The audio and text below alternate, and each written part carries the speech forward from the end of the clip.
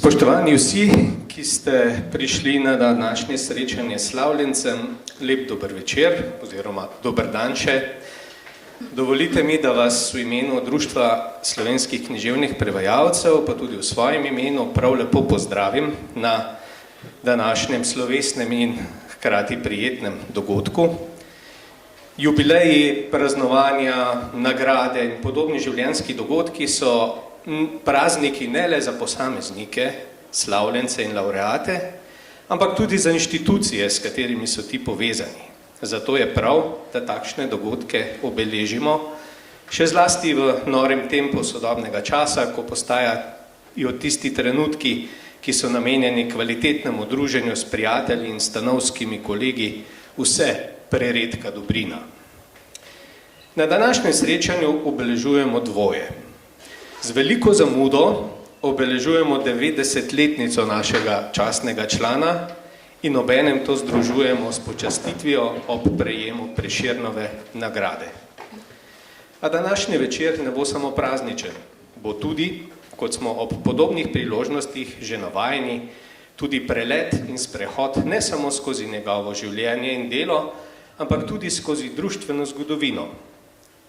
V poglede v nekatere segmente slavljenčevega življenja in dela bomo prepletli z utrinki iz preteklosti našega društva ter s povezanostjo Kajetana Gantarja z Društvom slovenskih književnih prevajalcev in tako malo obudili spomine na pretekle čase in posameznike, ki so naše društvo in njegovo delovanje na tak ali drugačen način oblikovali, eni morda bolj, drugi manj.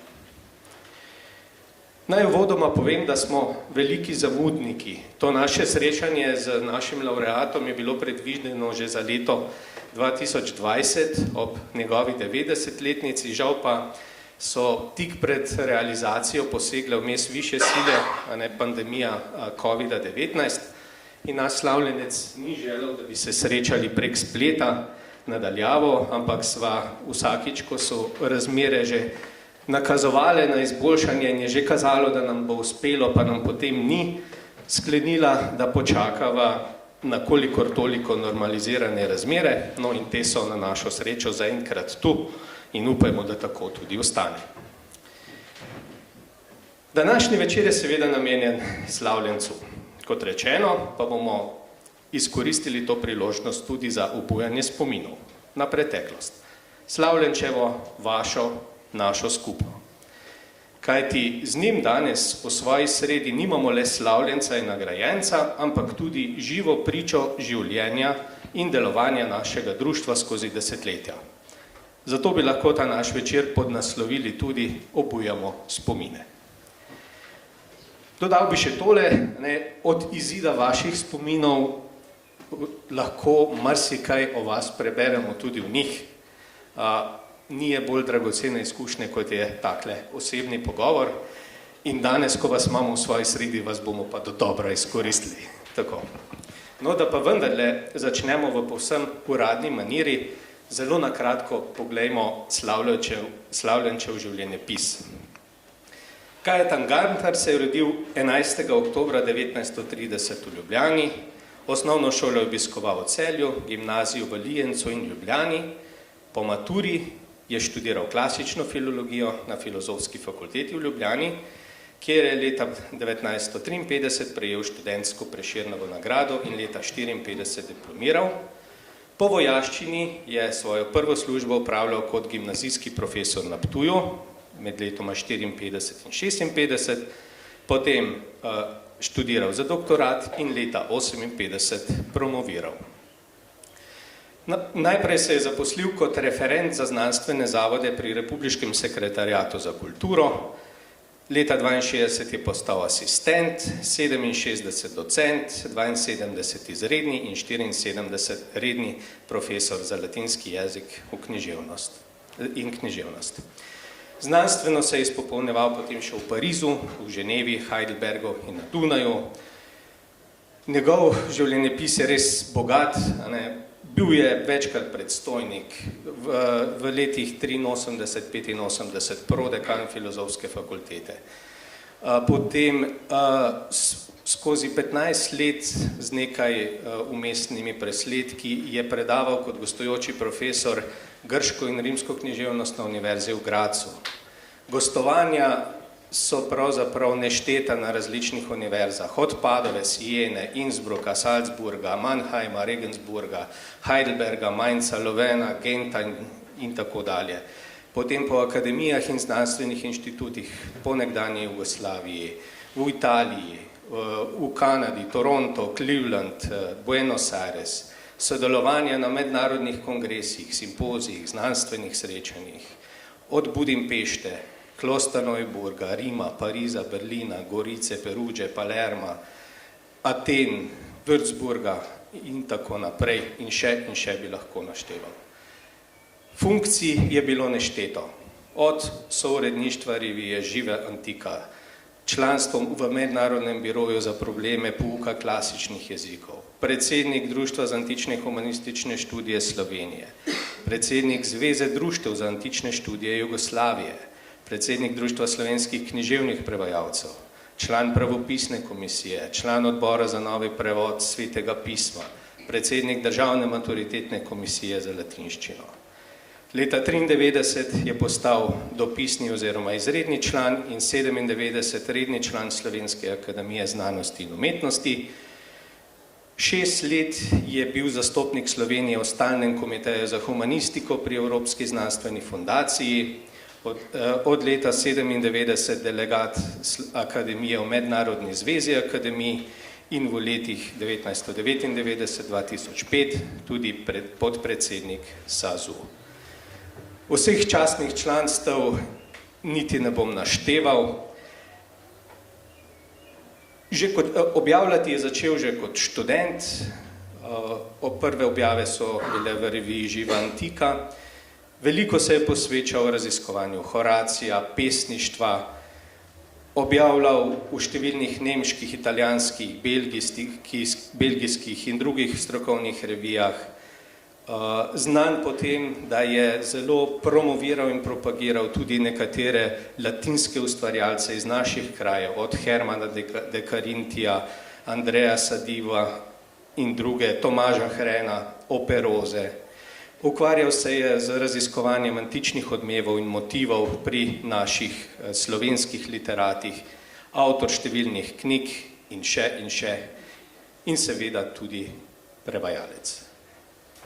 S tem področjem se bomo pa ukvarjali seveda danes. Spoštovani slavljenec, čestitke bodo sicer se še sledile, vendar pa tudi v našem imenu iskrene čestitke ob nagradi. Ne bom navajal in ponavljal utemeljitev, vam pa še enkrat v imenu društva tudi povem, da vaša nagrada ogromno pomeni tudi društvu, ker je priznanje članov tudi priznanje društvu kot celoti. Če preideva na današnji pogovor, vaša bibliografija, vaš prevajalski opus, ko sem pregledal celoten vaš opus, sem končal pri številki 119. Torej 119 različnih prevajalskih projektov, tukaj so vštete tudi ponatisi, samo če jih samo nekaj omenim, od Prokopija, Aeschylovega uklenjenega Prometeja, Aristotelova poetika, Nikomahova etika, Horacij, Plautov Amfitron, Sapfo, Plautov hišni strah, Properci, Valvazor, Teofrast, Sofoklova Antigona, Katul, razni izbori, potem imamo Aeschylove Pržane, Euripidove Bakhantke, Megizerja, Ovidija in še bi lahko našteval.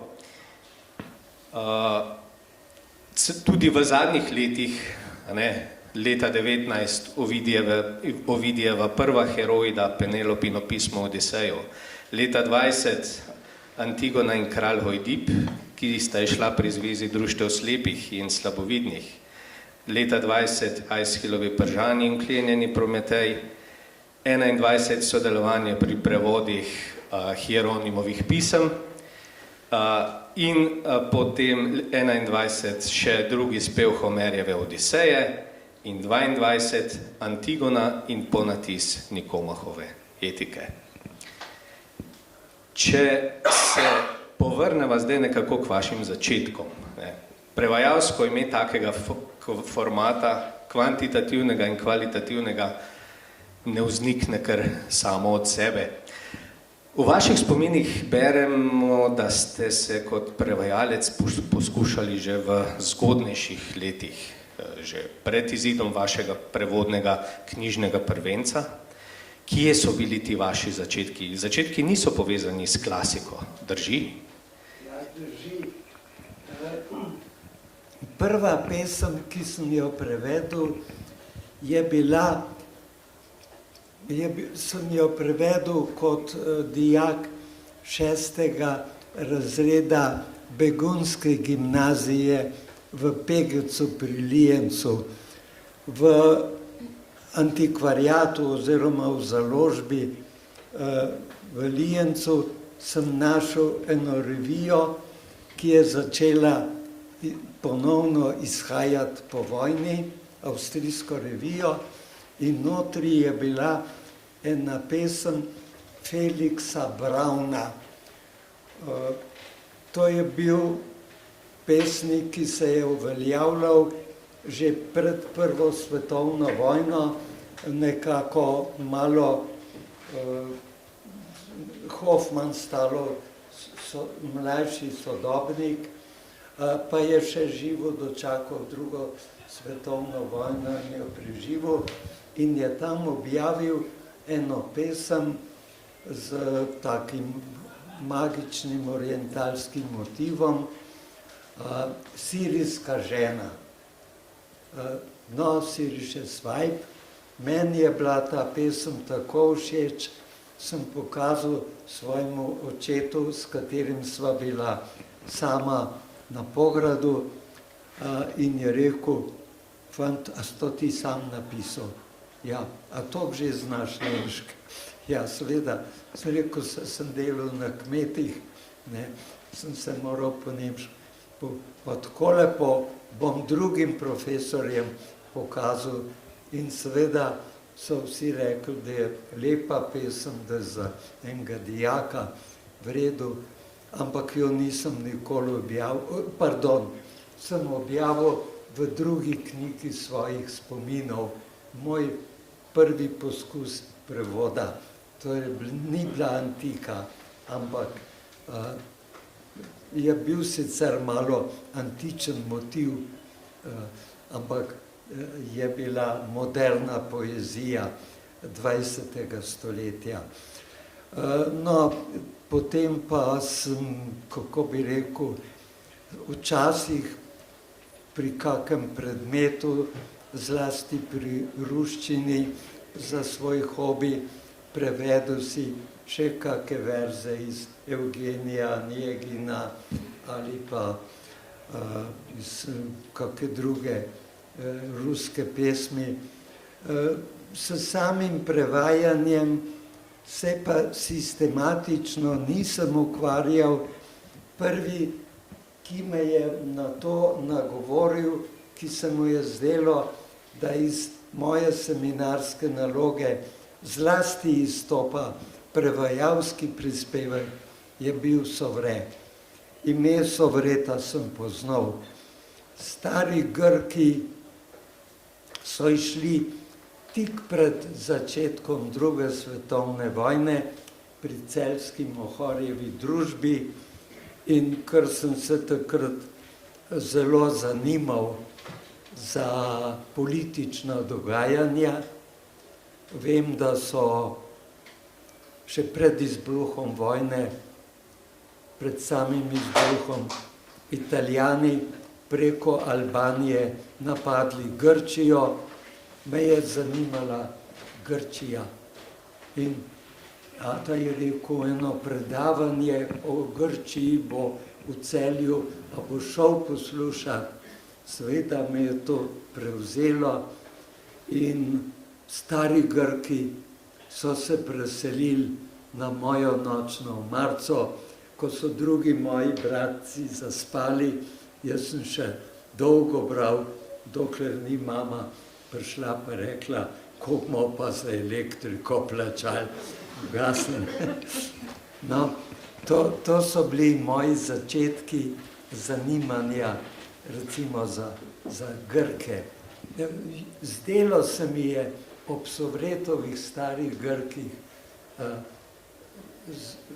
oziroma ob takratnem dogajanju, da so Italijani, ki so imeli največjo mornarico na Jadranu, napadali eno majhno Grčijo in tam berem v dnevnem časopisju v Slovencu in v Jutru, da so pred Valono grški rušilci potopili eno veliko italijansko križarko. To se mi je zdelo tako, kot danes, če beremo, da so v Črnem morju potopili največjo rusko križarko. Taka majhna, David proti Goljatu, se mi je zdelo. Grki so zrasli v mojih očeh. Ja, ne bom pa pretiraval, ne bom rekel, da sem se takrat že odločil za klasično filologijo. Ampak Sovretov stil me je pa privlačil in sem po čitankah, ki so takrat začele izhajati tiste, ko so bili Šolar, Rupel, Kolarič, Sovre, prebral vse, kar je bilo iz antike, Odisej in Polifem in tako naprej sem prebral. To me je privlačilo. Imel sem pa veliko interesov. Seveda, kot vsi pubertetniki, sem si najbolj želel, da bi postal slaven pesnik. Sem začel tudi izvirne pesmi kovati, se tudi družil z nekaterimi pesniki, ki so potem res postali pomembna imena. Kovič, moj soimenjak, tudi skoraj moj letnik, pa Menard, pa Pavček, vse sem osebno poznal. Vedel sem se pa, da ne dosegam v izvirni ustvarjalnosti, ampak sem se preveč oddelil. Nič hudega. To so bili vaši začetki. Ja. Kaj je pa bilo prvo knjižno delo? Prva natisnjena knjižna preobjava jaz sem prevoda. še preden sem poskusil kaj natisniti, sam zase prevedel eno Aeschylovo tragedijo Uklenjeni Prometej za svoj hobi. Užival sem v tem. Seveda nisem imel kaj računalnika, niti pisalnega stroja. Na roko sem pisal v zvezek, ampak imam shranjeno to svoje prvo delo, ki sem ga pa dolgo skrival v predalu. Na kar me pokličejo iz Cankarjeve založbe, takratni ravnatelj Beno Zupančič, in pravi, profesor Sovre, smo mu predlagali, da bi prevedel Aristotelovo poetiko, on, da bi prevedel. Pa je rekel, da ima druge načrte, da ga bolj privlači poezija, grška lirika, antična dramatika in da na stara leta se ne bo poglabljal v taka zahtevna filozofska besedila. Imam pa enega študenta oziroma že diplomanta, ki bi pa to morda znal ustrezno narediti. To sem bil pa jaz.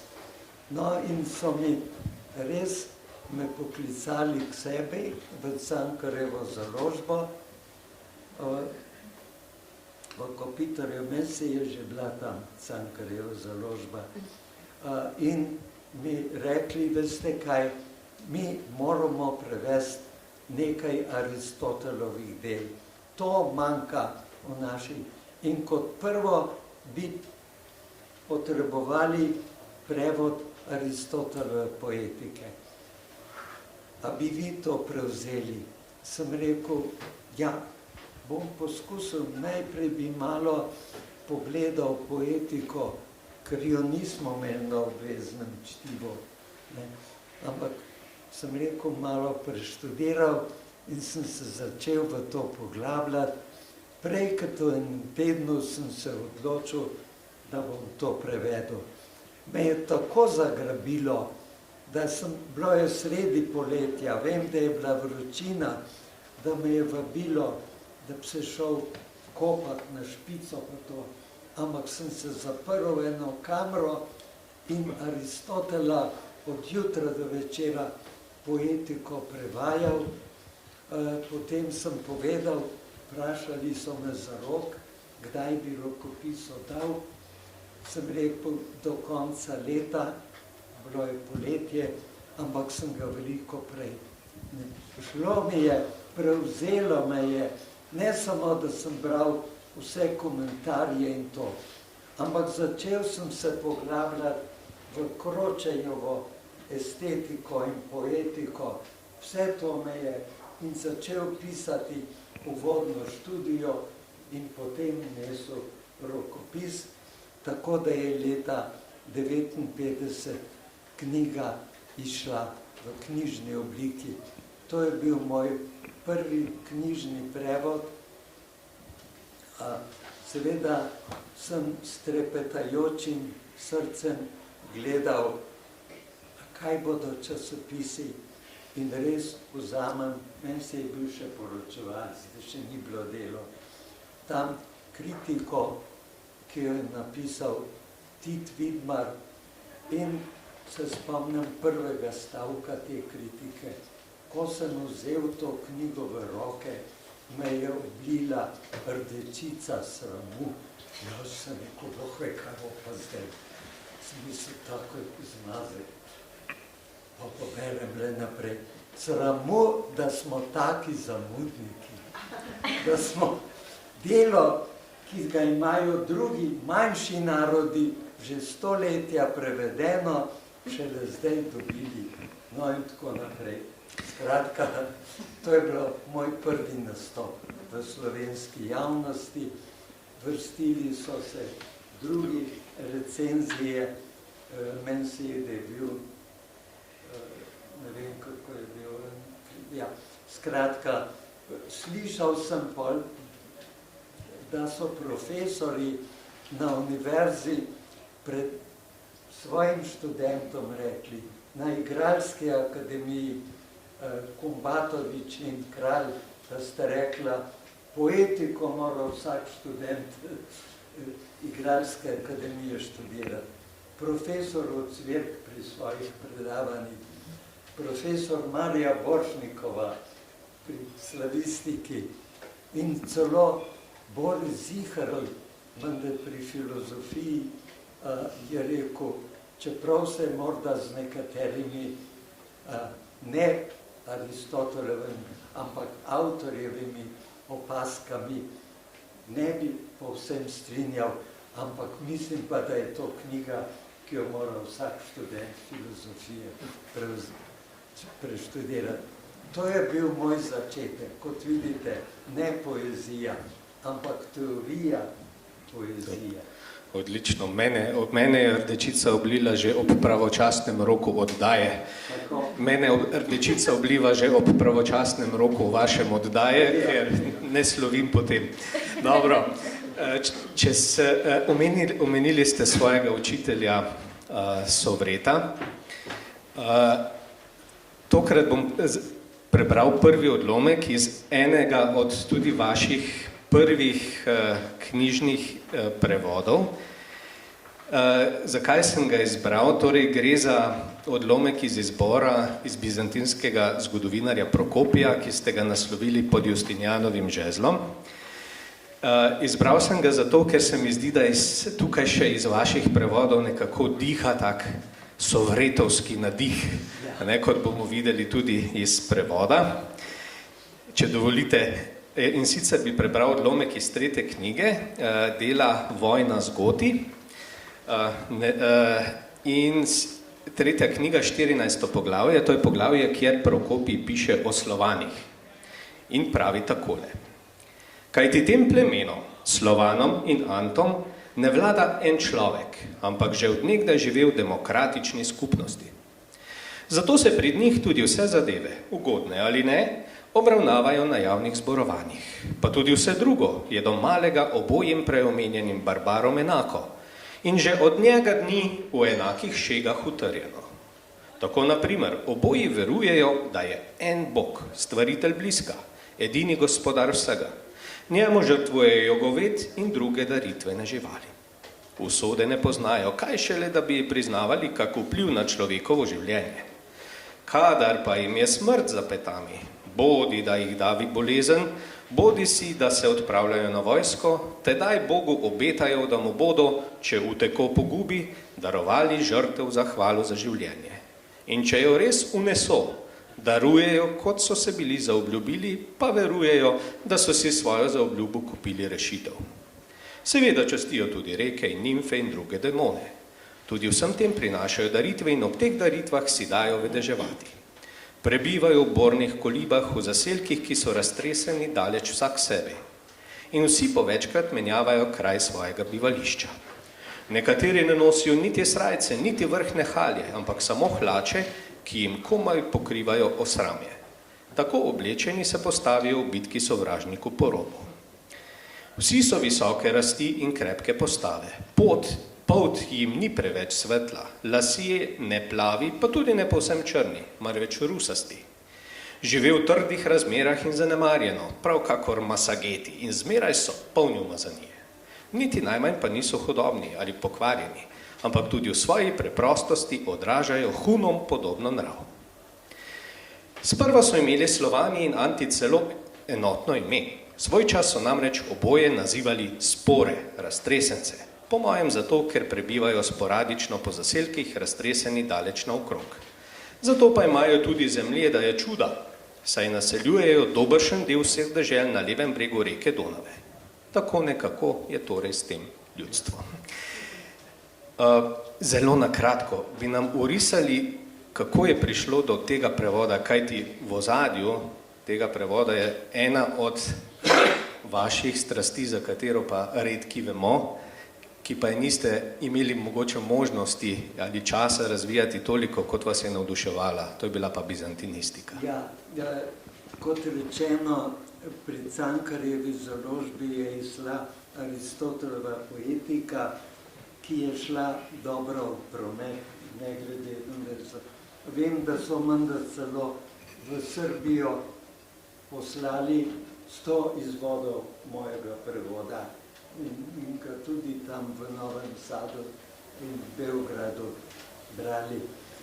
No, potem me je pa Beno Zupančič je postal takrat, danes bi rekli, minister za kulturo, je pustil Cankarjevo založbo, nasledil je pozneje Pavček, najprej pa pesnik Cene Vipotnik. In je rekel, kako je profesor Gantar, a bova Aristotela naprej prevajala, pravijo, da bi bilo dobro še kak njegov etični spis, Nikomahovo etiko nekaj. Sem pa rekel, poslušajte, samo eno vprašanje, a Cankarjeva založba se je osredotočila na filozofijo, a ne izdaja še kaj drugega. Ja, kaj pa mislite? Ja, sem rekel, recimo, kako zgodovinsko delo, to bi me zelo privlačilo.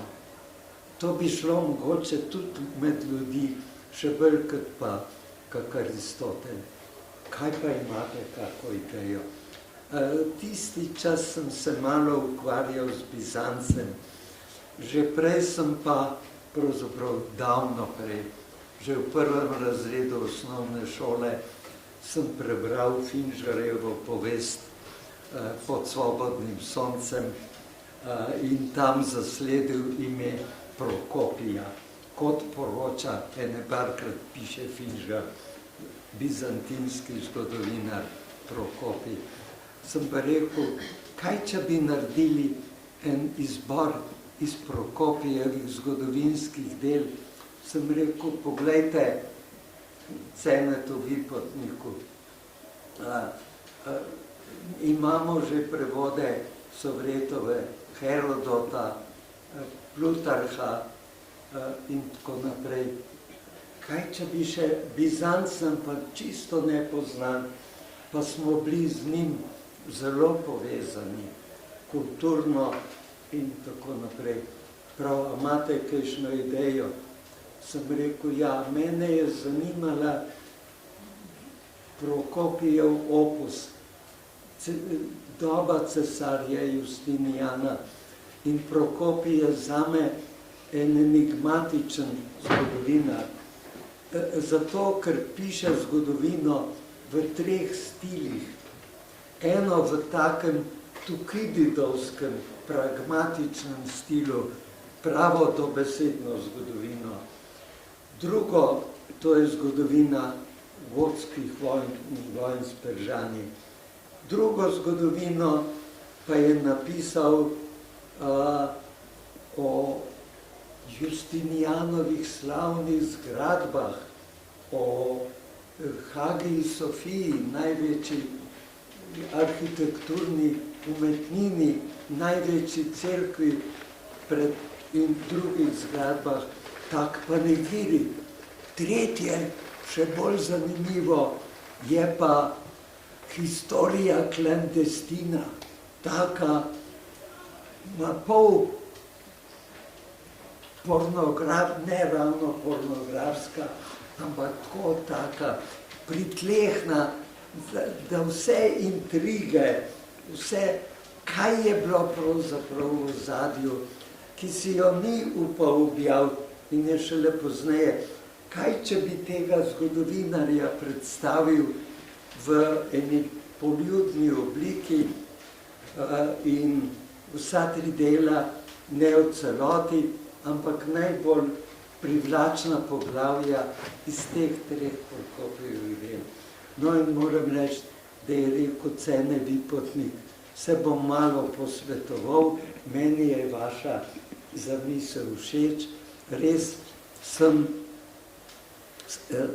kmalu, so bili dogovorjeni, začel sem študirati bizantinsko zgodovino, začel sem si dopisovati z beograjskim profesorjem Ostrogorskim, ki je bil vodilni bizantolog, po rodu Rus, in njegova zgodovina Handbuch der byzantinischen Geschichte je išla v nemščini prej kot v Srbiji. Sem rekel, se bom malo pisal sem Ostrogorskemu pismo, kaj mi svetuje. Šel sem v zgodovinski seminar, če imajo kakšne bizantološke revije naročene. So rekli, samo Byzantinische Zeitschrift iz Münchna, imajo pa v Nuku Byzantion, pa nekje še drugo.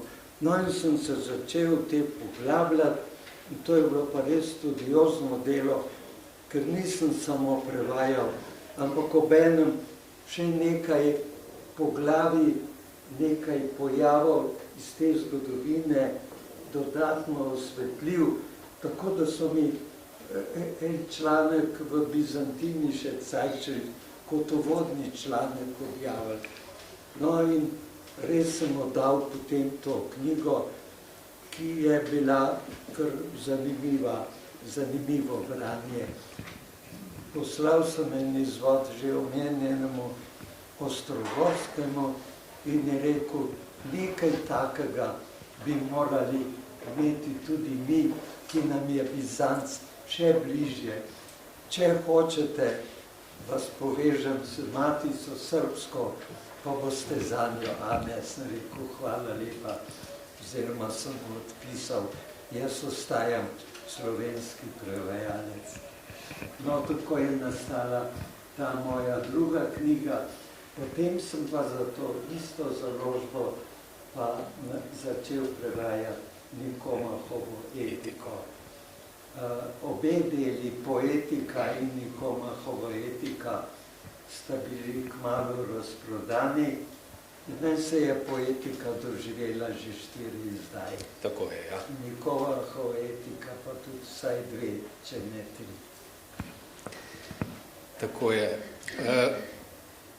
En znaten del vašega opusa, prevodnega, predstavljajo tudi priredbe. Priredbe. Ne?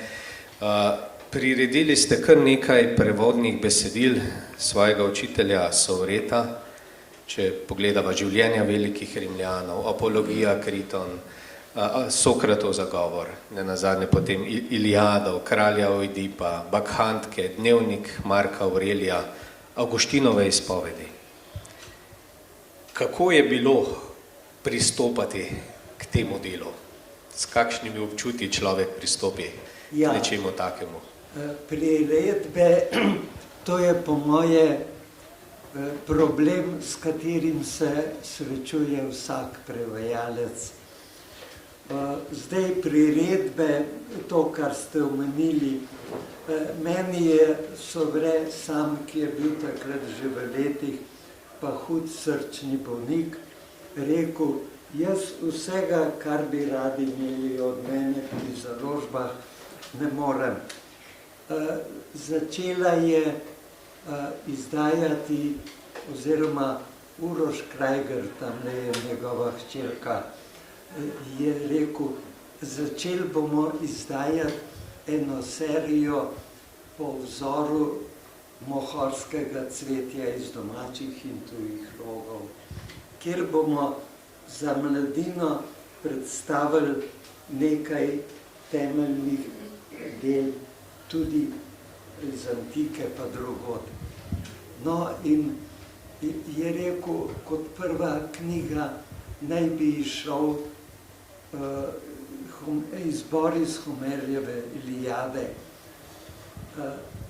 na kar je Sovremen rekel, veste, moji dnevi so šteti, moja leta so šteta. Jaz imam načrte, da kaj drugega še dostorim in dokončam. Orestejo bi rad prevedel. Tole, če pa hočejo eno šolsko izdajo Homerjeve Iliade, to bom pa vas priporočil. No in me je res priporočil Urošu Krajgerju, da sem pripravil. Zanimivo, bilo je prvotno rečeno, da bo, in imam pismo ohranjeno, Urošovo, tisto prvo pismo, ki je bila zame res eno tako prijetno doživetje vsem tem, kar sem hudega doživel. No in tam piše, da bo prvi zvezek, da naj se pri njem oglasim, da je na Sovretovo besedo mi bo zaupal, da pripravim Iliado. In pridem k Urošu Krajgerju na mladinsko knjigo, pa pravi, najprej vas moram malo mogoče razočarati. Res bomo izdali Homerjevo Iliado, ampak prvi zvezek ne bo Iliada, ampak sem premislil, prvi zvezek bo rajši eno domače delo, Kaplan Martin Čedermac. Zdaj pa ne vem, no, prosim, Maja, da ne boš užaljena, če bom povedal, hotel sem pokazati, ko so šolarja, ki je meni nekoč dal delo, podobno kot bomo jaz vam, zadrževali v zaporu na Igu, čeprav moment, da tam ni bilo nobene sile, da je lahko delal naprej za akademijo in to. Ampak je rekel, jaz bom pa mojemu slavnemu bratu pokazal, kdo so bili pravzaprav tisti, ki so bili prvi branik slovenstva. To so bili kaplani Martini Čedermaci. Vem, da bo šel moj slavni brat v lufta, ampak bo tudi to prestal. Takole je izgledal najin pogovor, ta prvi. No in res, skratka, ampak jaz sem se oddaljil od teme. Veste, pri priredbah so po moje 3 stvari. Eno je tako, kot je priredba Iliade ali pa pozneje so drugih nekaterih prevodov, kjer sem pravzaprav popravil samo tiste stvari, ki bi jih Sovre tudi sam popravil, če bi delo čez 10 let ponatisnil. Ker so uvedli nova pravopisna pravila o pisavi antičnih imen in to pri komisiji pravopisni, v kateri je Sovre sam sodeloval, to se pravi, da bi on potem ta imena tudi sam popravil. No in je to brez pardona zaupal. Druge priredbe, mogoče najbolj spodbudne, so bile pa priprava raznih besedil za gledališče. Recimo ljubljanska drama meni se je leta 1968 pripravljala na svojo stoletnico delovanja in je hotela to stoletnico obeležiti z eno odmevno antično trilogijo, edino, ki nam je ohranjena. No in to trilogijo Orestejo je prevedel Sovre. To je eden zadnjih njegovih velikih del, poleg starogrške lirike. Hoteli so pa za to dramo, ker gre za stoletnico obstoja, da angažirajo tudi najboljše možne igralce, najbolj provokativne režiserje in tako ime je bil Korun. In mene je nekako, čeprav Sovre te uprizoritve ni dočakal, je pa vedel, da se pripravlja in da bodo za stoletnico odigrali Orestejo. Če prej ne, ko je knjiga išla v prevodu, so rekli, bo Oresteja uprizorjena ob stoletnici. In to je bila ena najbolj odmevnih oddaj, ki je pa globoko posegala. Prvič je bilo treba trilogijo spraviti v en zmerni okvir, da bo prej kot v 24 urah končana. Drugič je bilo treba rešiti problem zborovskih spevov.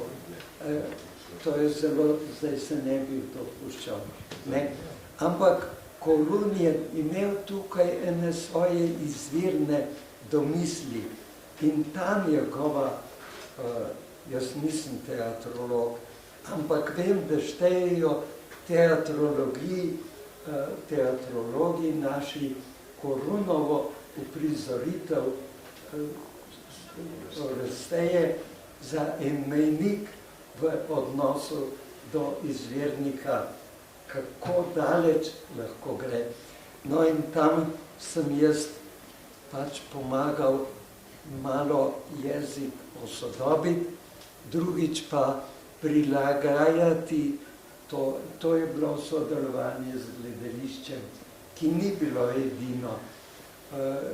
Posebno Bojan Štih me je rad vabil v sodelovanje v Maribor pa v Celje.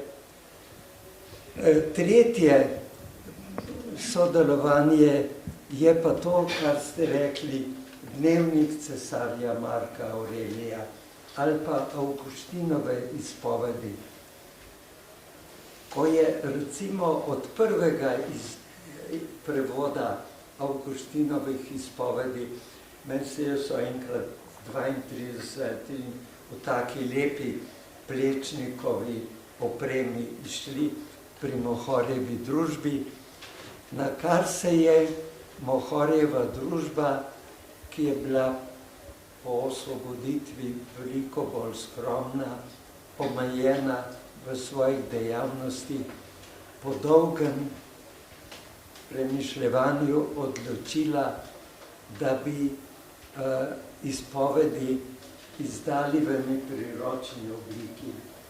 No, in jaz sem šel to delati. Vprašal sem za soglasje Sovretovo vdovo, ker Sovrej je bil že. No, in mi je povedala, je rekla, Tonček bi bil zelo vesel, če bi Avguštinove izpovedi, ker Tončkov najboljši prijatelj je bil Jakob Šolar, ki je Tončka tudi pokopal in imel nagrobni govor. In jaz sem bil pri tistem pogrebu.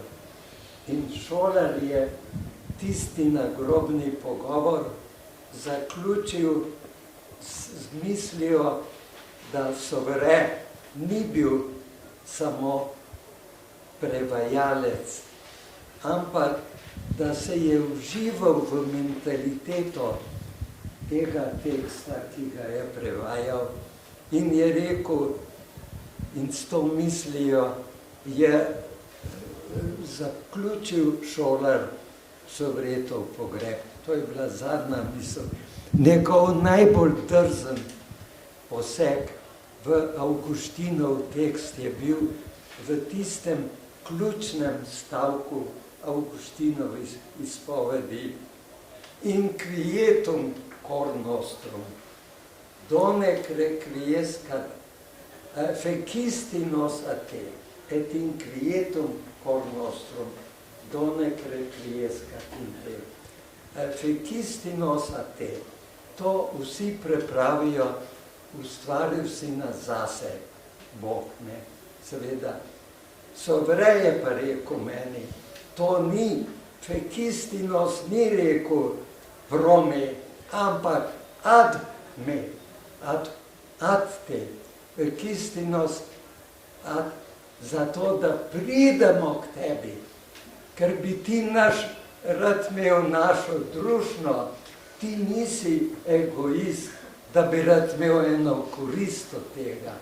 V to smisel je šlo ta nagrobni govor, pri katerem so bili navzoči tudi dostojanstveno nekateri ateisti, ampak s vsem spoštovanjem Beno Zupančič, ki je bil na to podpredsednik vlade, Vlado Šmit, ki je bil dekan filozofske fakultete, in so čestitali tudi gospodu Šolarju za ta letni govor. No, in jaz sem v duhu Sovretovem potem Avguštinove izpovedi, ker je od izida išlo že več kot 50 let, ne samo posodobil, ampak nekatere stvari tudi malo drugače prevedel, ker sem se zelo poglobil v to.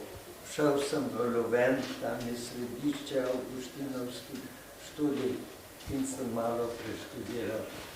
Ampak nisem pa imel srca oziroma zdelo bi se mi nefer, da ne bi napisal, da to ni Sovretov prevod. Zato sem predlagal, predsedstvo Mohorjeve mi je celo reklo, napište vaš prevod, ne sem rekel, Sovretov prevod pri Revi.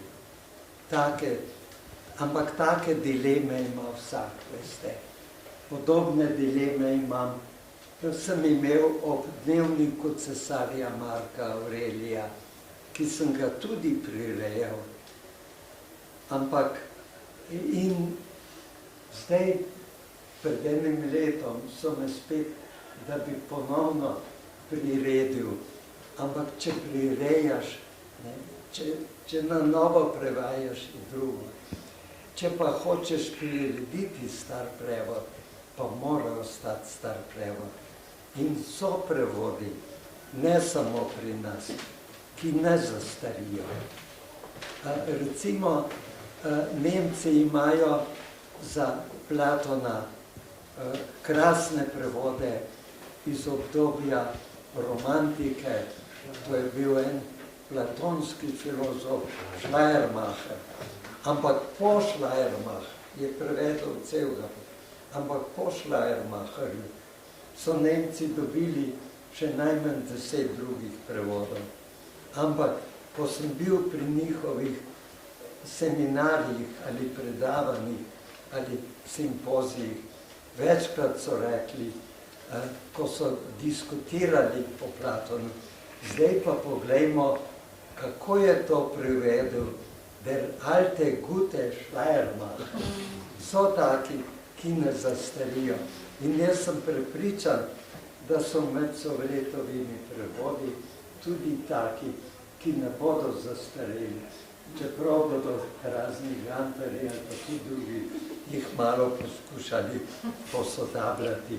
Ampak tisto, kar je najbolj Sovretovega, kar je tipično, ker meni to, kar ste vi rekli, da nekje diši po Sovretu. Ja, to vem, ne.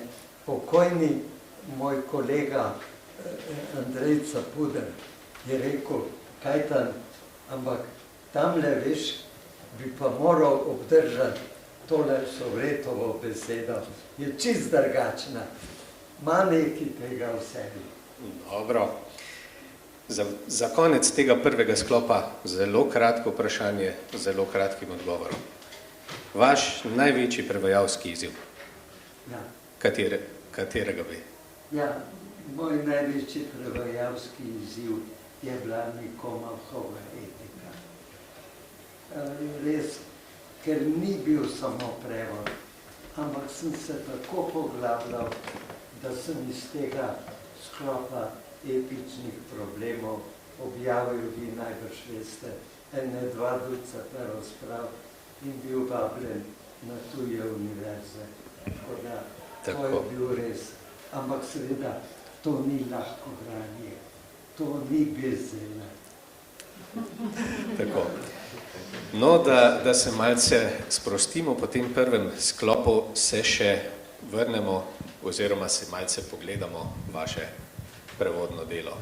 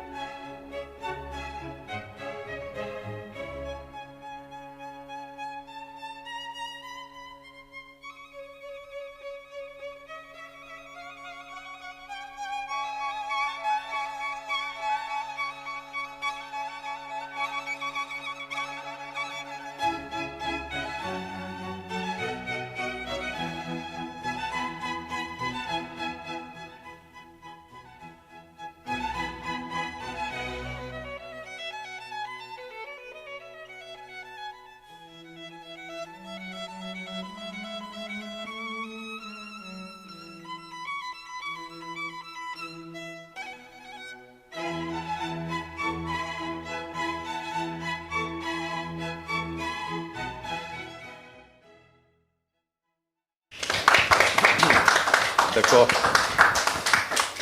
Naslednji del našega druženja je pa namenjen nekaterim odlomkom iz prevodov našega slavljenca in sicer v njegovem izboru. Na njegovo željo jih bom prebral kar jaz.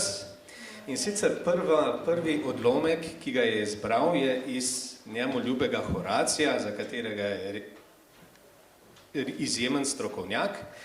In sicer gre za pesem Ah, uboga me dekleta. Ah, uboga me dekleta, ni jih večjih mučenic, ne v ljubezen se zaplesti, ne se z vinom tolažiti, mirno moraš vse prenesti, kar poreče strogi stric. Venerin krilati sinko, pa nikdar miru ne da, vedno plazi se krog hiše, vedno moti me pri preji in najlepših barvah riše mi podobo ljubega. Morda se je ravno skopal, spel na konja, lep kot bog. Nihče ni v galop hitrejši, kadar jezdi čez ravnino, nihče ni v rokah močnejši, nihče urnejših ni nog. Morda pa je zdaj na lovu, vepro je prišel na sled in ujel ga med grmovjem, morda je splašil košute in pod vejnatim rogovjem padel jelen je zadet. Druga pesmica je tudi namenjena oziroma govori o dekletu, je iz Katula z naslovom Provincialna lepotica. Malce je šegava. Bodi mi zdravo dekle, niso ti ravno lepe noge, črnih res nimaš oči, niso ti prsti dolgi, iz ust se ti slina cedi, niti uglajena govorica, ni ravno kratek tvoj nos, formijan k tebi zahaja o vas, tebi v provinci reko krasotica, ti da v lepoti si lezbiji kos, o naš neumni in zmešani čas. S tretjo pesmico se znova povrnemo k Horaciju z naslovom Če živela bi ob Donu. Pesem je res, to ni samo prevod, torej naš laureat jo je res na čudovit način prepesnil. Takole se glasi. Če živela bi ob Donu, kjer je kraj sveta, če imela bi Barbara skita za moža, bi gotovo se zasmilil revež dno srcati, revež, ki vso noč prezeba v vetru tu pred vrati. Like, čuj, kako se trese tvoja hišna dver, čuj, kako zavija burja, kakor lačna zver skozi drevje v tvojem vrtu. Glej, kako zmrzuje snežna skorja, mraz pritiska, huje in vse huje. Daj, odloži nedostopnost, Venere seboj, ne natezaj, da ne utrga vrv se nocoj. Sej si hči krvi Tirenske, nisi se rodila, kot Penelopa da snupcem radost bi grenila. Če ti prošnje in darovi ne umeče srca, če ne ganete lahkotnost tvojega moža, ki z ljubeznijo zabava grške se dekline, vsaj usmili se človeka, ki za ta bogine. Toda ti si hladna, trda, kakor hrastov les, in okrutna in stropena, kača prav zares. Jaz pa ne bom večno stražil tvojo domačijo. Dosti sem se že namrazil, zdaj pa grem, adijo. Naslednji odlomek je pa iz, kot je naš slavljenec dejal, njegovega največjega prevajalskega izziva. To je odlomek iz Nikomahove etike. Gre za odlomek, ki govori o dobrem človeku. Takole pravi. Človeka, ki si resno prizadeva za plemenita dejanja, vsi spoštujejo in hvalijo. Če bi vsi tekmovali v plemenitosti, če bi si vsi prizadevali delati kar najlepša dejanja, bi bilo doseženo vse, kar je potrebno za skupno blaginjo. Pa tudi vsak posameznik bi bil deležen najvišje vrednote, če je res vrlina najvišja vrednota. Zato vsak dober človek mora biti sebičen, saj ima sam korist od svojih plemenitih del, obenem pa s tem tudi drugim koristi. In obratno, slab človek sploh ne more biti sebičen, saj s tem, da se predaja nizkotnim strastem, škoduje sebi in svojemu bližnjemu. Pri slabem človeku obstaja nesoglasje med tem, kar je treba storiti in tistim, kar stori. Dober človek pa to, kar mora storiti, tudi stori. Kajti razum se vedno odloči za to, kar je za najboljše, in dober človek se pokorava razumu. Toda v dobrem človeku velja tudi resnica, da je za svoje prijatelje in za domovino pripravljen storiti marsikaj, če treba, tudi umreti. Tak človek žrtvuje imetje in časti in vse druge dobrine, za katerimi se pehajo ljudje, samo da si zagotovi eno, plemenitost. Rajši si izbere kratkotrajno pa polno veselje kot dolgotrajno in prazno. Ljubše mu je eno samo leto plemenitega življenja, kakor mnogo let brezplodnega eksistiranja, ljubše mu je eno samo lepo in veliko dejanje kot množica nepomembnih. In kdor je žrtvoval svoje življenje, se mu vse to uresniči, saj si je izbral najboljši del. Dober človek razda tudi svoje bogatstvo, samo da bi ga imeli prijatelji več. Prijateljem denar, sebi pa plemenitost. In tako zagotovi sebi najvišjo vrednoto. Tako je tudi s častmi in z oblastmi. Vse prepušča svojim prijateljem, ker mu to pomeni nekaj plemenitega in častitljivega. Zato ga po pravici štejemo za krepostnega moža, saj si izbere plemenitost namesto vsega drugega. Možno je celo, da svoja dejanja prepusti prijatelju, ker se mu zdi lepše, če prijatelju omogoči nekaj storiti, kot če bi to sam storil. Skratka, dober človek v vsem, kar je vredno hvale, zagotavlja sebi večji delež plemenitosti. Zato mora biti, kot rečeno, v tem smislu sebičnež, ne pa seveda v tistem pomenu besede, kot jo uporablja večina. Zadnji odlomek sem pa izbral sam, in sicer gre za odlomek iz Homerjeve Odiseje. Smo v 6. knjigi, ko Odisej prispe na otok Fajakov in se zateče se na obalo, tam zaspi in potem pridejo na obalo deklice, ki jih vodi kraljeva hči Navzikaja. In ta odlomek vam bom sedaj prebral vam bom uvodni del. Drugi del vam bo odrecitiral naš laureat na poseben način, namreč pred 3 leti, sva sodelovala pri eni monografiji o Sovretovih letih na Ptuju. In takrat na predstavitvi, katere so se udeležile tudi cela vrsta njegovih nekdanjih dijakov in dijakinj s Ptuja, je ta del Odiseja odrecitiral v izvirniku. In danes bomo ta recital tudi slišali. Takle uvod je. Odisej razmišlja. Joj mi, v katero deželo, med kakšne ljudi sem zablodil, ali živi tu hudobni, divjaki, brez vsakih zakonov, ali so tujci prijazni in v srcu bogov se bojijo. Pravkar na uho so prišli mi nežni dekliški glasovi, kakor od nimf, ki domujejo v strmih gorah in spetinah, ali ob rečnih izvirih na pašnatih travnih livadah. Ali morda sem prišel v bližino ljudi govorečih? Zdaj le bom sam poizvedel, na lastne oči se prepričal.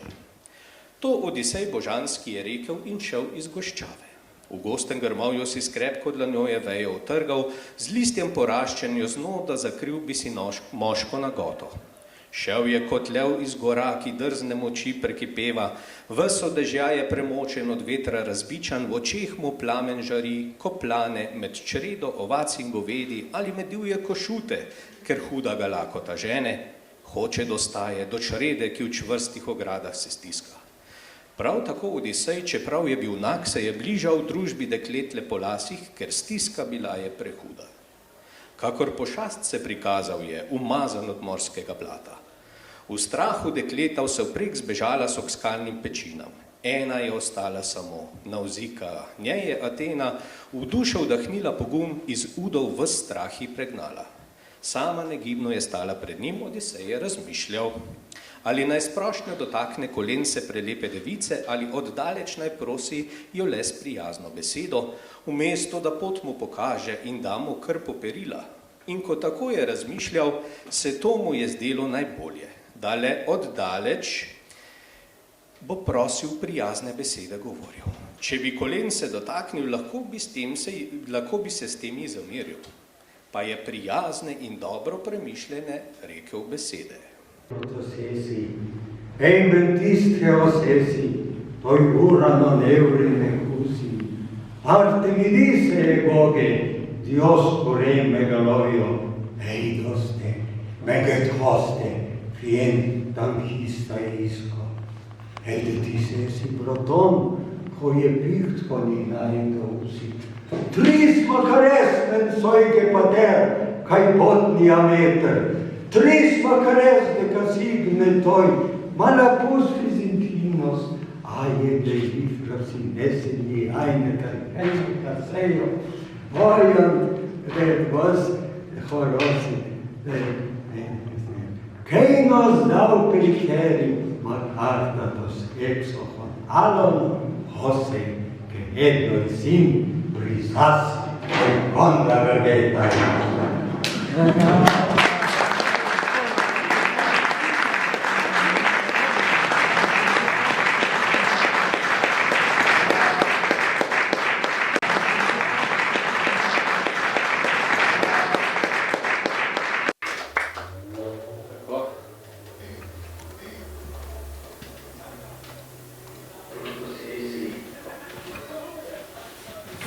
Mogoče še v slovenskem prevodu.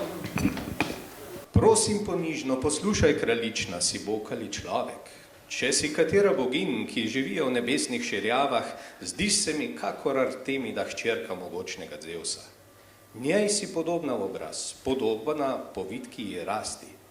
Če pa rodu si umrljivih ljudi, ki živijo na zemlji, trikrat presrečen ti oče, presrečna ti mati častita, trikrat presrečni ti bratje, saj vedno v ponosnem veselju, v prsih srce se jim greje, ko gledajo tebe pred sabo, nežno mladiko, kako ubiraš stopinje pri plesu. Toda še bolj kot vsi drugi, pa v srcu presrečen je tisti, kdor te zdarovi ob psu in v svoj dom bo popeljal nevesto. Mož, nikdar še niso oči mi videle takšnega bitja, moškega ne in ne ženske, začuden strmim, ko te gledam. Tako, zdaj pa prehajava k našemu društvu prevajalcev, pa naredimo najprej en kratek pogled v preteklost.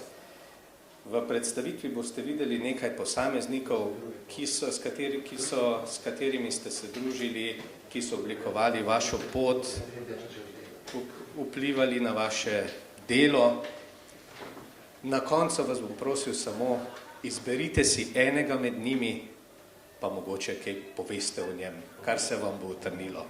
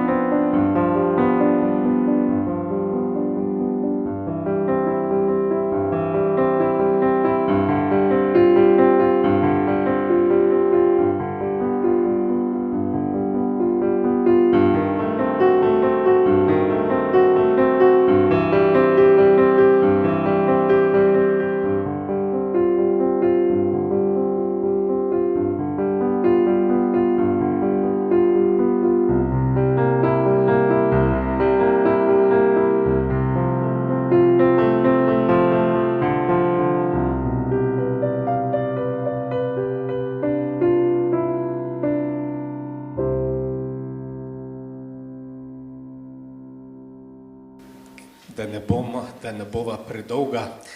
Mogoče bomo zaenkrat ostali kar vprašanjih. Kdaj ste se pridružili Društvu prevajalcev? Mislim, da takoj, ko je šla prevod Aristotelove poetike, ne vem, a je bilo to verjetno 1260, pa so me kmalu adoptirali v odbor kot najmlajšega. Vem, da so bili vsi veliko starejši od mene. Jaz sem bil tak, kot je tukaj, če je najmlajša med vami. Sem bil takrat še mlečno zob skoraj in sem imel straho spoštovanje pred drugimi odborniki. Recimo, en tak odbornik je bil, se je bil predsednik društva Božidar Borko. Božidar Borko, to je bil zame pojem.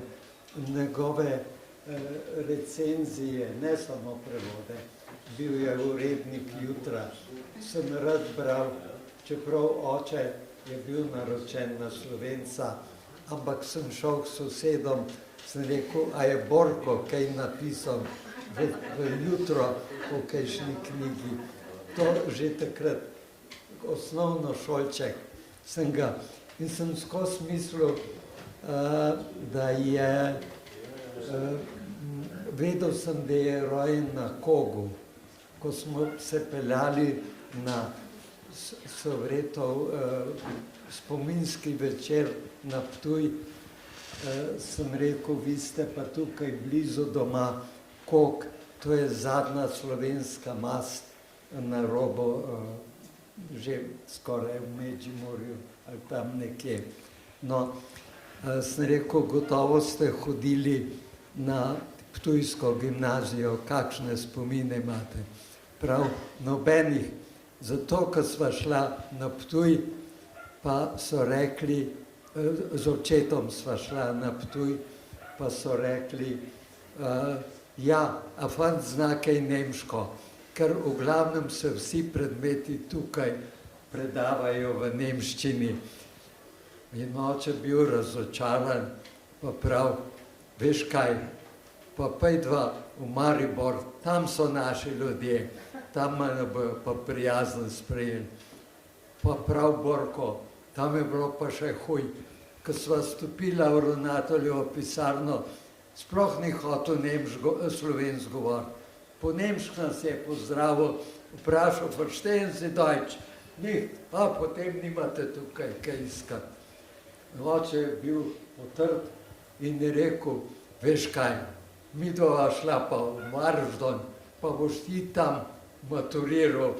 Tam je naša kri, tam je naš narod, tam je naš jezik.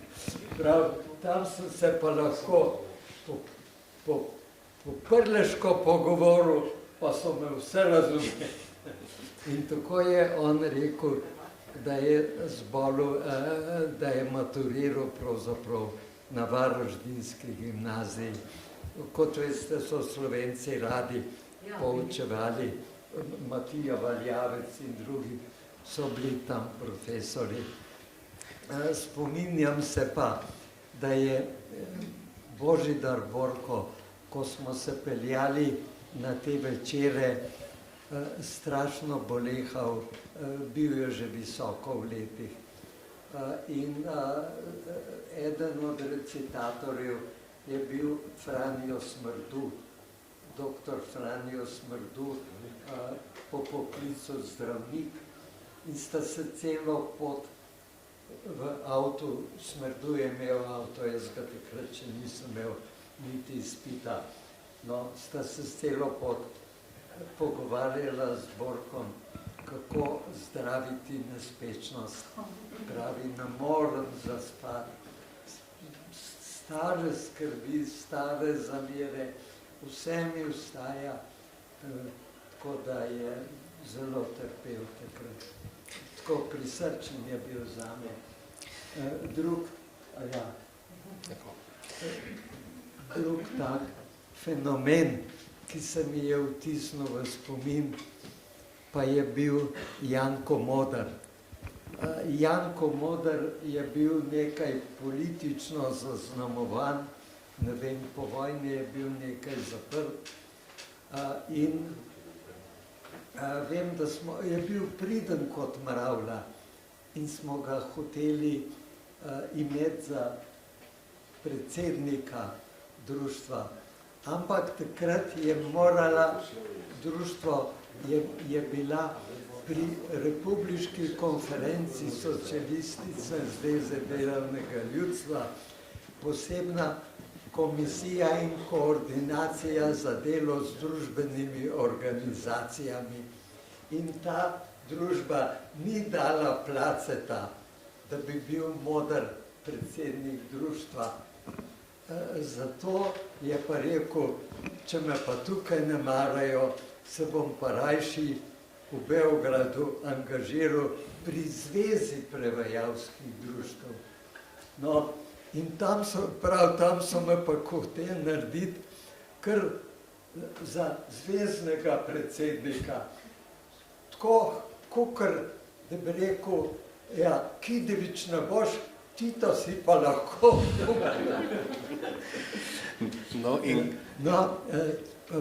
In sicer smo potovali v Beograd z vlakom, s Palnikom. Jaz sem večkrat šel, parkrat sem šel sina obiskat, ki je služil vojsko v Plevlah, to je že na meji Črne gore, že skoraj Črne gore, zdaj je Črna gora, dobro. No, do Beograda smo se peljali s Palnikom, z Jankom Modrom sva imela skupen spalnik, seveda sem jaz spal zgoraj, on pa spodaj, taki pogradi so bili. Potem sva pa dolgo klepetala do polnoči, pa prav Janko, pa pravim, veš kaj, meni pa že oči skoplezajo, jaz bom zdaj zaspal, ti kar zaspi, jaz bom pa še malo korekture delal.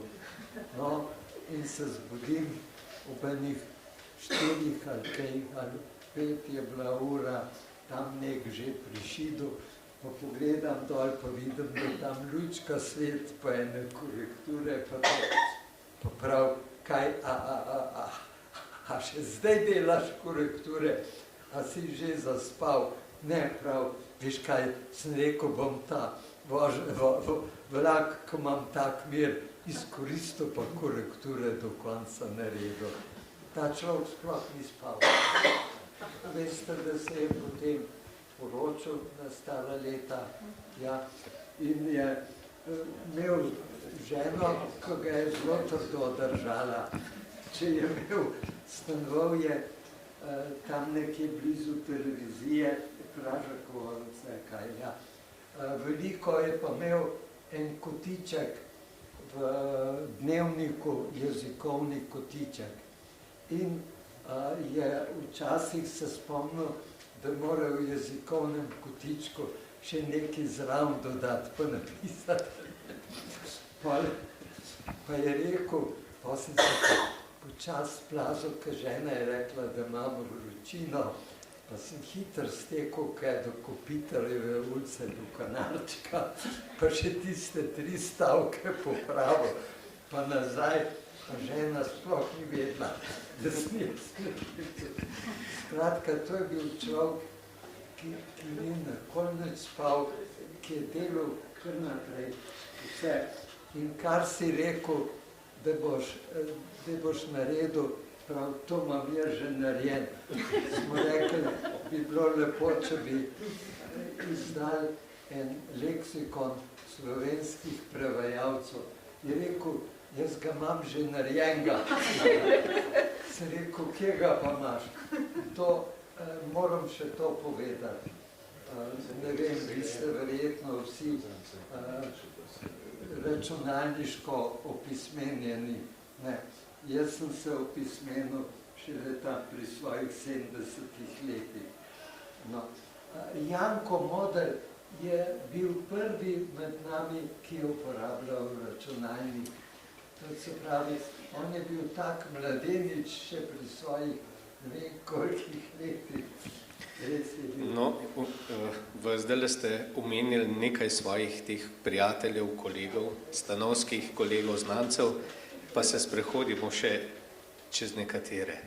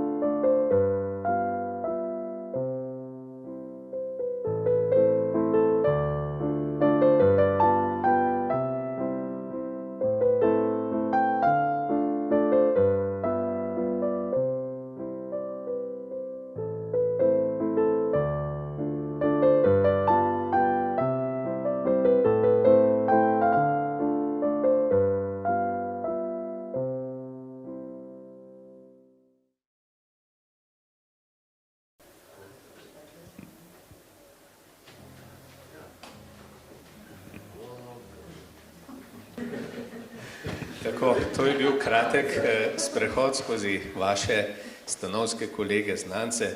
Zdaj seveda o društvu bi lahko govorila še in še. Ne, doletelo vas je tudi tisto, česar ste se najbolj branili, predsedovanje. Ne? Ja, to me je doletelo. To me je doletelo, nazadnje sem le moral postati malo predsednik. Ampak moram reči, da smo imeli en tihi dogovor, kako si bomo predajali štafetno palico. Jaz sem imel na srečo zelo dobro tajnico, ki je levji delež nalog, ki bi jih moral jaz opraviti, ona naredila. To je bila Alenka Staničeva, ki jo danes ni, ampak je pa doma, ne, kaj že ima. Poškodovala se je. Mi je zelo žal, da jo ni tukaj, ker je bila res zlata duša. Midva sva bila predsednik in tajnica v letih 1984, ko smo organizirali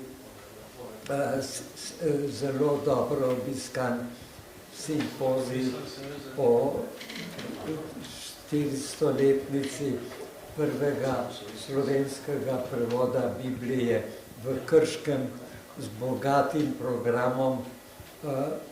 Bil je, moram reči, enkraten program. Midva z Alenko Staničevo sva si vedno prešla ogledati teren in se pogovorila in tam v Krškem sva odkrila enega zelo nabritega kapucinskega patra, ki me je po svojem nastopu malo spominjal na Janeza Svetokriškega. To je bil pater Metod Jeršin. Kako? Metod Jeršin. Ja, za imena imam zelo slab spomin, ampak spominjam se, da je stresal anekdoto za anekdoto. Človek bi ga kar naprej poslušal.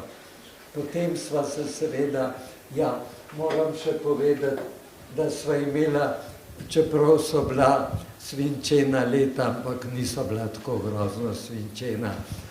Imela sva to srečo, da sta bila dva najina ali pa vsaj moja kolega na odgovornih političnih položajih.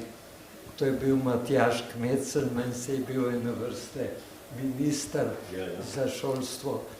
Ta drug je bil pa Vladimir Kavčič, ampak zanimiv, da takrat ta član izvršnega sveta ni imel denarja, ampak denar je imel pa Kavčič, tisto se je pa reklo, kako se je reklo, posebna skupnost, ne vem kaj. Vem tako, da sta morala, denar je pa Kavčič, ki je imel pa polno razumevanje tudi za nas. No, in ko sva šla, ko sva organizirala, sva poskrbela za prenočišča, za program in v Krškem vem, da je bil zaključni večer tako, da sva še poskrbela, da se je začel s plesom in sem moral jaz lepo, z lepo mlado damo plesati, kot če nikoli otvoritveni ples zelo, jaz sem bil zelo narodni sicer v teh stvarih. No, drugo srečanje je bilo pa na Ptuju, je bilo pa ob 100-letnici Sovretovega rojstva, ko smo tudi zelo lepo organizirali, obiskali mitreje, bori in vse to in vse skazali. Skratka, imam lep spomin na ta leta. Potem pa mislim, da je bila Majda Stanovnik, ki je danes tudi ni nad nami. Ja. Pravite, da imate lepe spomine na to obdobje. A ni ona prevzela predvsem? Je za vami. No, meni se zdi, potem pa tukaj le. A si ti prej? Gospa Anja. Ja, ti si bila prej. A potem Majda za tabo. Malo sem zgrešil to kronologijo. Ampak vem, da je šlo vse lepo tečeno. Ker bal sem se pa do smrtnega mandata. No, pravite, da imate na to obdobje lepe spomine, pa jih še mi malo obudimo. Kako? Pa jih še mi malo obudimo. Ja, še.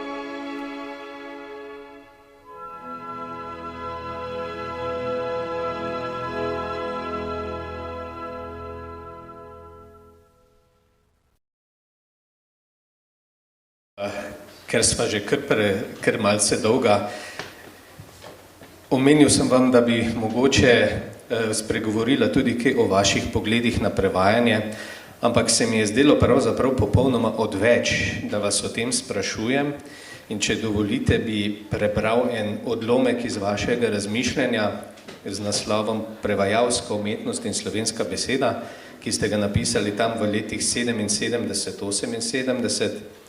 Gre za odlomek, ki bi ga veljalo po moje umestiti v katerokoli traduktološko antologijo,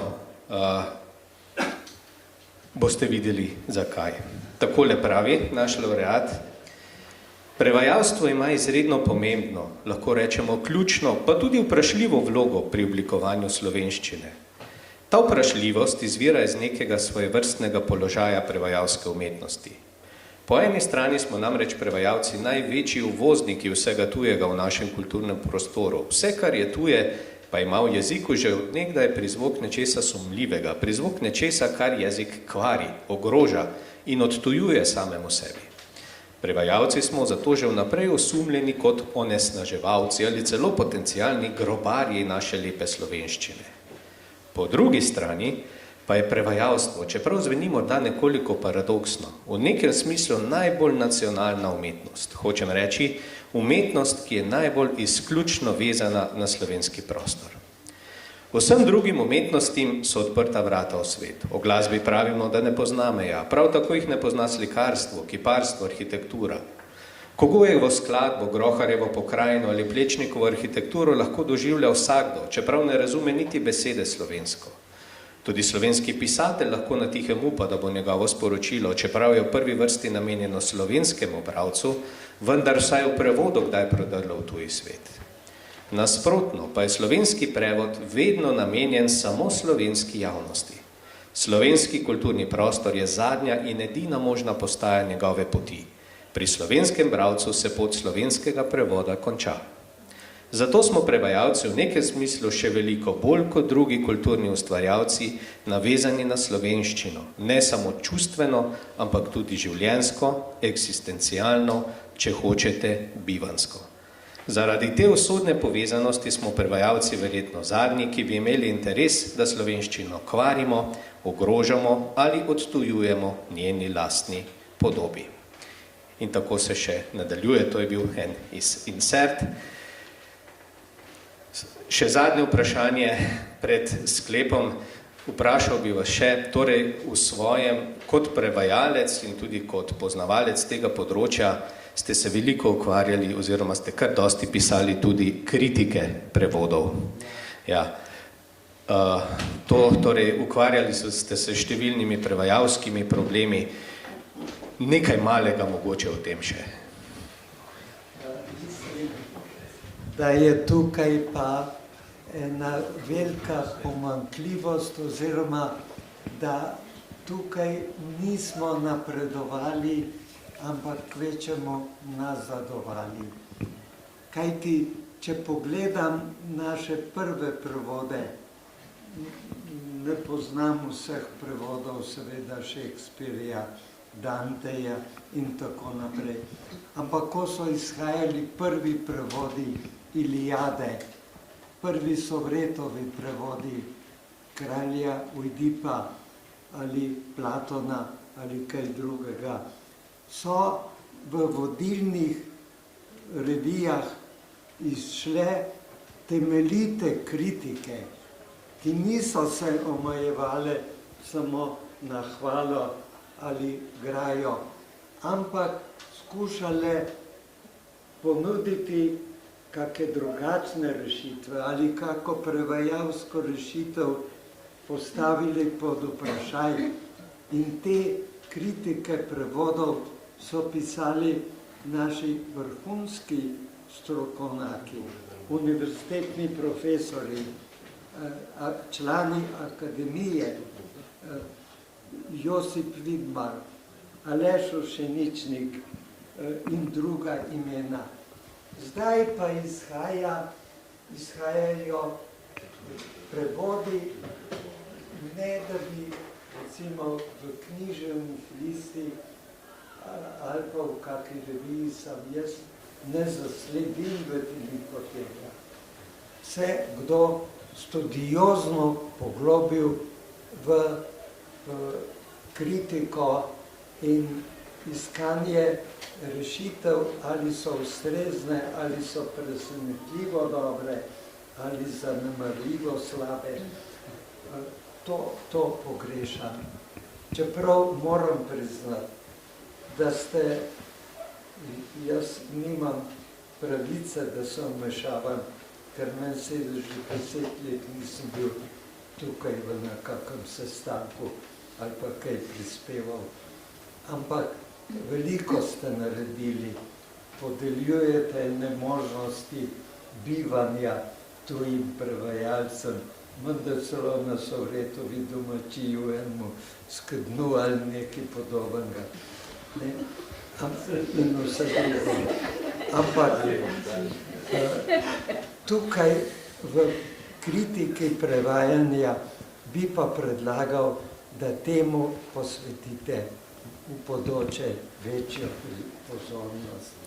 Hvala lepa. Jaz sem bil vsakemu zelo hvaležen, če je moje stvari skritiziral. Bolj kot zahvalo sem bil hvaležen tistemu, ki me je opozarjal na spodrsljaje, na vprašljive rešitve, in tega je v prevajanju veliko. Veste, recimo, prej je kolega prebral moje 2 prevoda iz Horacijevih pesmi. Ampak pri tem prevajanju se postavlja že vprašanje in veliko ljudi me je vprašalo to, a pa je prav, da se Horacij prevaja v rimanih kiticah, saj Rimljani menda rimane poezije niso poznali. Zanimivo, da je že, ne vem, a je enih tam okoli 30, ne, še prej je bilo, je išla ena zbirka Horacijevih pesmi, tudi v prevodih. Amat Škrl je bil prevajalec in to. In je v rimah tudi marsikaj prevedel. No, ampak je eden od poznejše vidnih kritikov, Rajko Ložar, postavil pod vprašaj, a je primerno, da se antična poezija prevaja v rimah. To je vprašljivo, ampak jaz sem nekaj pesmi prevedel, recimo, če gremo na Horaca, v ritmu, ki ne bi bil blizu antičnemu, nekaj pa opremil z rimami. In narava našega verza je pač taka, da je to bližje. Ampak podobni problemi se pojavljajo tudi drugje. Recimo, Homerja prevajati v heksametrih, pa Ovidija, pa Virgilija. Ali pa Črnogorci so ga skušali prevesti v, kaj so to, trohajski osmerci, ali kaj, njihov nacionalni vers, da bi ga po ritmični plati čim bolj približali. In takih eksperimentov, no, tudi pri nas je Simon Gregorčič, ne ravno, ampak en podoben eksperiment delal s Homerjem. To so odprta vprašanja, zlasti kako približati prevode poezije. Hvala lepa. Še zadnji utrinek iz preteklosti je pa v celoti posvečen vam.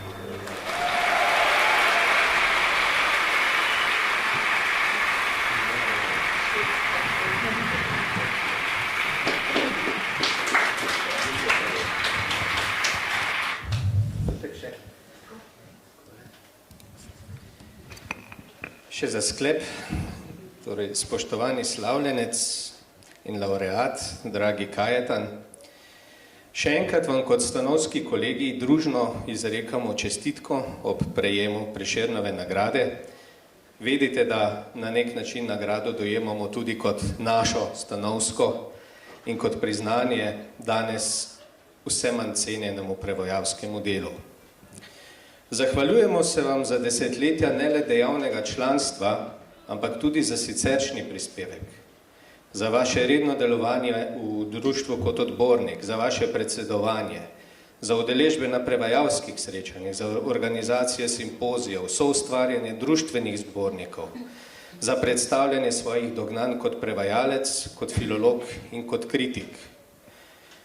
Tudi sam vam osebno v imenu vseh študentov se vam zahvaljujem za vse, kar ste nam posredovali z področja vedenja o prevodih in prevodoslovju.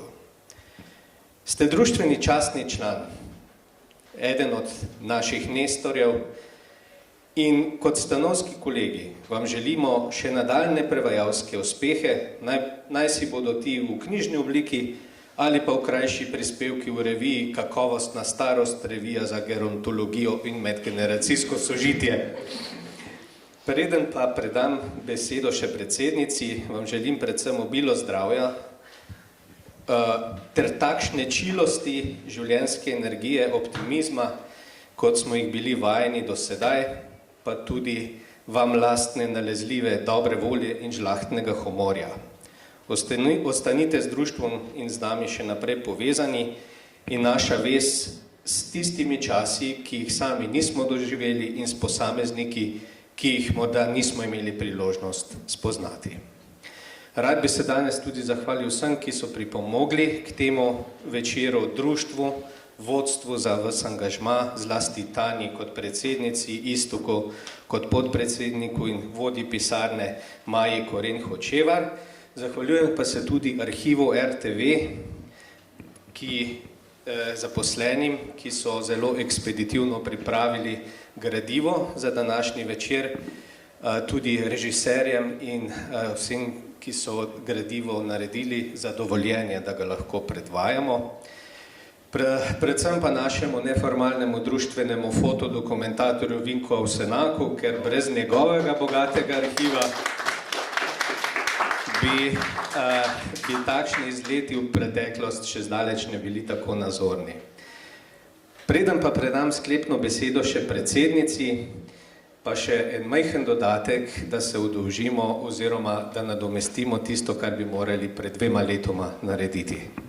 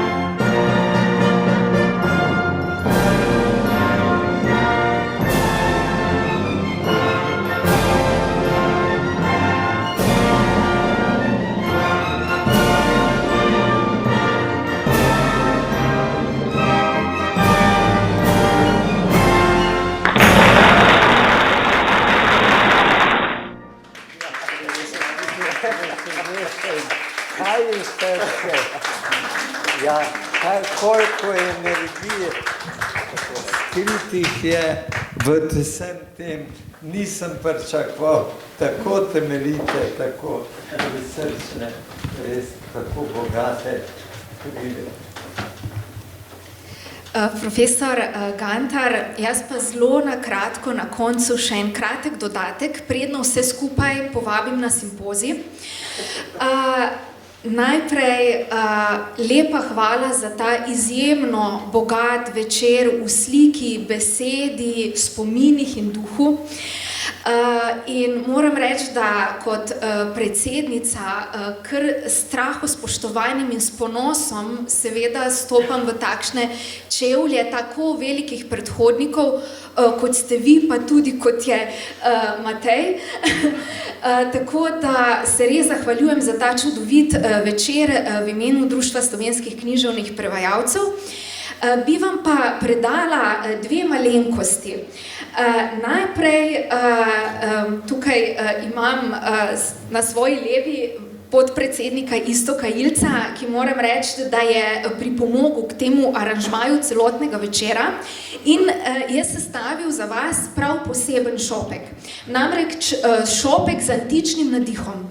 V tem šopku najdete lovor, hrast in lipo z bogato simboliko. Lovor, zmaga, slava, hrast, trdoživost, veličina, lipa, zvestoba in zvestoba in prijateljstvo in slovenstvo in tudi nekako povezana, sploh hrast in lipa sta povezana z to antično, lepo antično pripovedko gostoljubnih starejših zakoncev Filemona in Baukide, ki sta gostila Zevsa in Hermesa.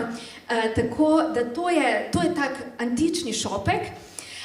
In druga stvar, ste omenili ravno na koncu, prevodna kritika, kritiški zapisi o prevodih, jih je manj, vsekakor kot jih je bilo nekoč, ampak mi smo letos ponovno zagnali revijo o prevajalstvu, revijo Hieronymus in vam poudarjamo novo 8. številko Hieronymusa v zahvalo za ta večer. Lepa hvala.